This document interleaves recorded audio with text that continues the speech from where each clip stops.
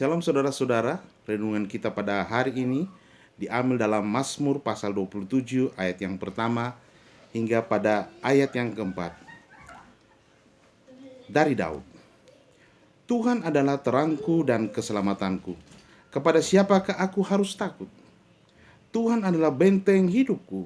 Terhadap siapakah aku harus gemetar?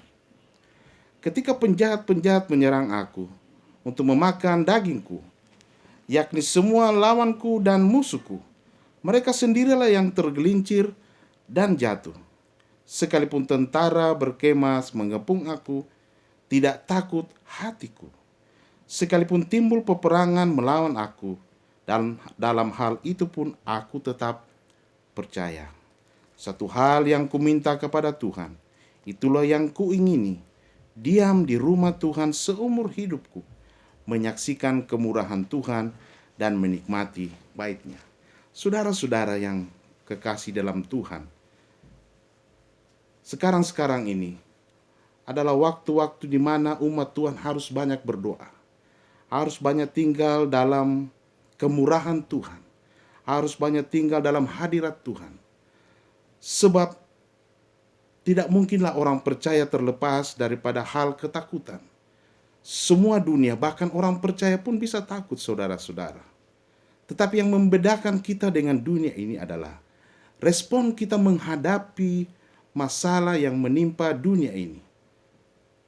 Tapi dalam firman Tuhan, di sini dituliskan, sekalipun semuanya itu ada, pada ayat yang ketiga, tetap tidak takut hatiku. Karena kenapa? Karena dalam hal itu pun kita tetap percaya. Jadi kuncinya adalah saudara dan saya harus tetap percaya kepada Tuhan. Efesus 6 ayat yang ke-10 mengatakan, hendaklah kamu kuat dalam kekuatan kuasanya. Orang-orang boleh berjatuhan. Semuanya dipengaruhi oleh keadaan sekelilingnya.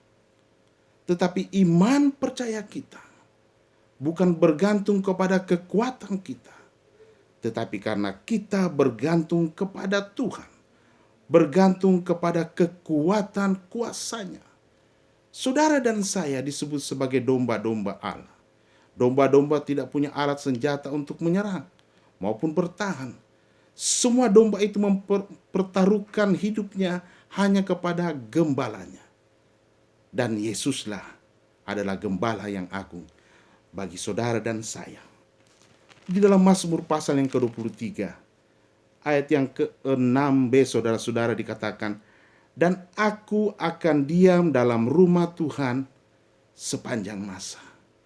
Artinya kalau kita berdiam di dalam rumah, menikmati kasih Tuhan, mau berdoa menyembah kepada Tuhan, segala persoalan dan permasalahan kita serahkan kepada Tuhan.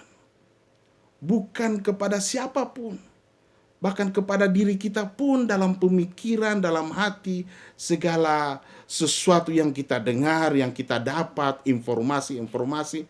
Tidaklah demikian. Bukan di situ letak jalan keluarnya. Tetapi dalam firman Tuhan. 1 Yohanes 5 ayat yang keempat. 1 Yohanes 5 ayat yang keempat dikatakan, jangan mudah menyerah terhadap dunia ini.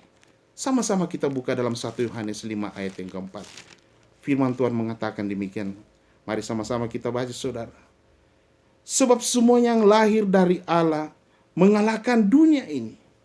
Dan inilah kemenangan yang mengalahkan dunia, iman kita. Siapakah yang mengalahkan dunia? Selain daripada dia yang percaya bahwa Yesus adalah anak Allah. Kalau mau mengalahkan dunia ini, tetap tinggal dan percaya kepada Tuhan. Yohanes 15 ayat yang ke-10 mengatakan demikian firman Tuhan. Yohanes 15 ayat yang ke-9. Firman Tuhan mengatakan, seperti Bapa telah mengasihi aku, demikianlah juga aku telah mengasihi kamu. Tinggallah di dalam kasih itu. Tinggal di dalam kasih pemeliharaan daripada Tuhan. Allah telah membayar semuanya supaya saudara dan saya boleh diselamatkan. Tidak ada satupun kuasa yang dapat memisahkan saudara dan Tuhan.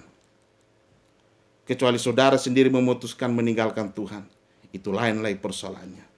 Tapi tidak ada satupun yang dapat mengambil saudara.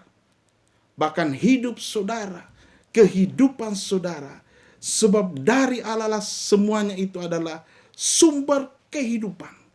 Tidak ada yang lain. Penting saudara-saudara, kita memperhatikan iman percaya kita.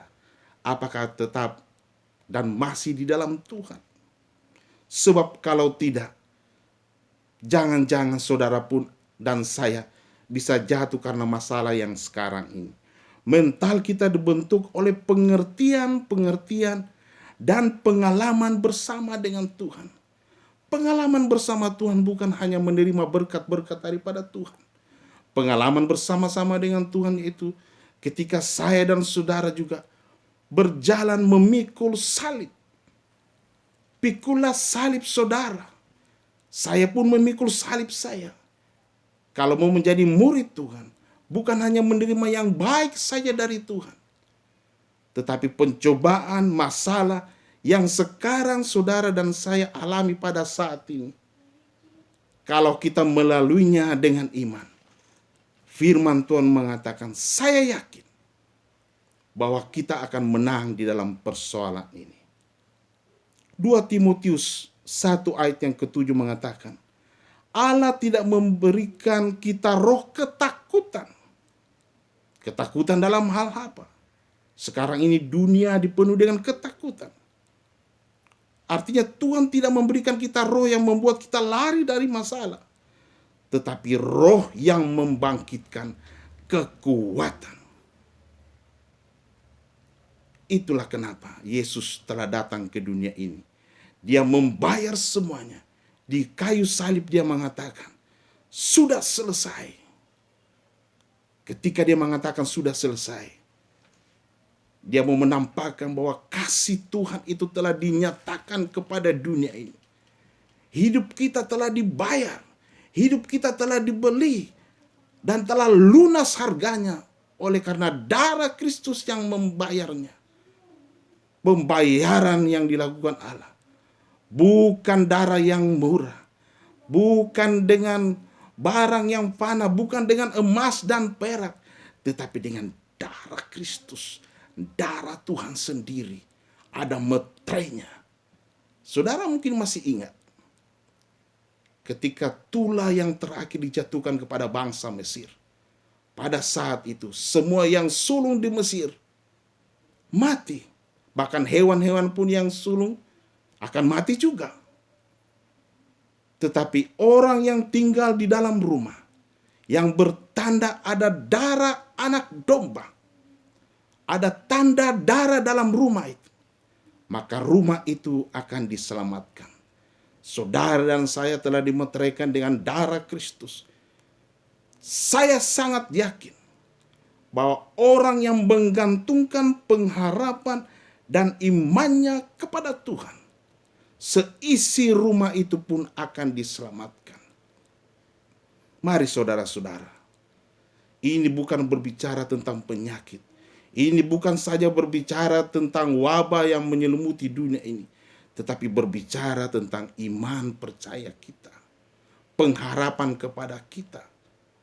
Siapakah yang akan kita mau meminta tolong? Tidak ada lagi saudara, sebab virus ini sangat berbahaya. Semua orang pun bisa kena, tidak ada satupun. Ya raja, pangeran, ya menteri sekalipun, orang sehat, ya. Bahkan orang yang mempunyai jabatan apapun juga bisa kena akan virus ini. Bahkan orang rohani pun bisa kena saudara-saudara. Tetapi masalahnya bukan di situ. Masalahnya di sini adalah apakah kita masih tetap mempunyai iman kepada Tuhan? Masih tetap mau percaya kepada Tuhan? Mari saudara-saudara, simpan di dalam hati. Ini waktunya berdoa, memuji nama Tuhan. Kalau sekeliling kita dikepung oleh wabah penyakit ini, naikkan mesbah doa di rumah kita masing-masing. Tuhan sungguh sangat senang, sebab itu menunjukkan ada meterai darah Kristus di dalam rumah masing-masing. Naikkan pujian penyembahan kepada Tuhan. Maka Tuhan hadir bersama-sama dengan kita. Ada Immanuel. Tuhan akan beserta dengan kita. Puji Tuhan. Biarlah berkat firman Tuhan ini menjadi berkat bagi saudara dan saya. Sama-sama kita tunduk kepala dan kita berdoa. Terima kasih Tuhan Yesus atas firman pada saat ini. Meteraikan sabda firman-Mu menjadi kekuatan di dalam hati kami. Supaya kami mengetahui bahwa hidup kami ini bukan hidup kami, diri kami sendiri. Tetapi Engkau memegang akan segenap akan kehidupan kami. Dan biarlah setiap orang yang mendengarkan firman Tuhan ini, turunlah berkat atas mereka semua. Di dalam nama Tuhan Yesus Kristus, kami naikkan doa ini. Haleluya. Amin. Tuhan Yesus memberkati.